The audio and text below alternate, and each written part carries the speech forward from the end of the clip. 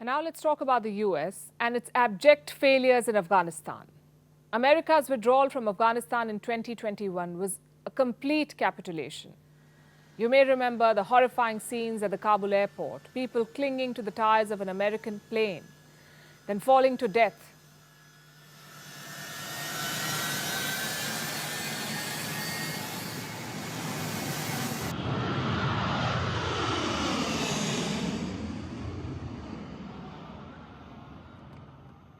Meanwhile, the Taliban, who the US had been fighting for 2 decades, captured Afghanistan astonishingly fast. Within weeks, they undid everything the US had spent decades setting up. America's failure was so complete that they decided to analyze it. Washington has made a classified report about its dismal retreat.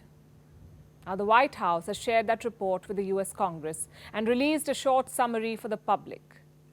But if you thought the report would be introspective, don't hold your breath.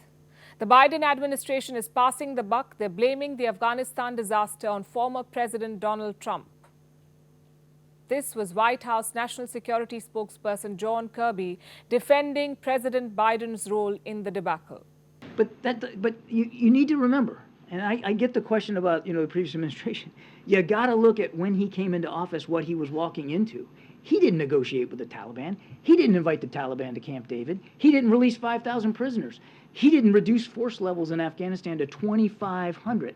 And he didn't have an arrangement with the Taliban that they won't attack our troops. He came in with a certain set of circumstances. He had no ability to change. He had to deal with it based on what he inherited. So the White House expects us to believe that Biden did the best he could, that whatever happened was not Joe Biden's fault.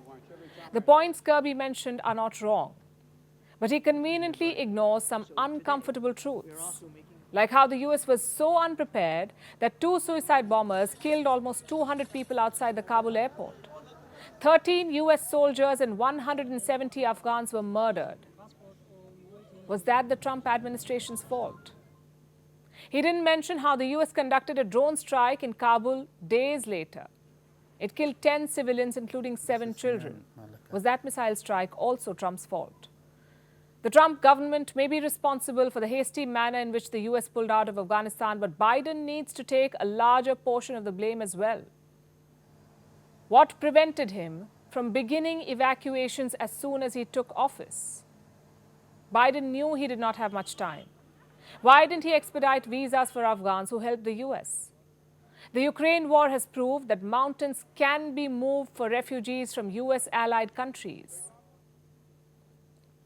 But all this was swept under the rug, and Biden's achievements were lauded. Proud of the fact that we got more than 124,000 people safely out of Afghanistan? You bet. Proud of the fact that American troops were able to seize control of a defunct airport and get it operational in 48 hours? You bet. Proud of the fact that we now have about 100,000 Afghans, our former allies and partners, living in this country and working towards citizenship? You bet. Does that mean that everything went perfect in that evacuation? Of course not. I've talked about it from a different podium. The after-action reviews are now being reviewed by members of Congress, which will lay out things that could have gone better. Nobody's saying that everything was perfect. But there was a lot that went right. And a lot of Afghans are now living better lives in this country and other countries around the world because of the sacrifices and the work of so many American government officials. So yeah, there's a lot to be proud of, Peter. Now, we get that it's Kirby's job to defend President Biden, but seriously, such blatant chest thumping after Afghanistan. The Afghan failure needs introspection and accountability, not theatrics. And speaking of theatrics, Donald Trump weighed in on the issue. He put up this message on Truth Social, that's a social media platform. He called Biden a moron and said the current president alone is responsible. Again, this is deflecting all the blame and not in the best language, we say. They're just pointing fingers at each other, unwilling to look at Afghanistan for what it is, the greatest proof of the failure of US foreign policy.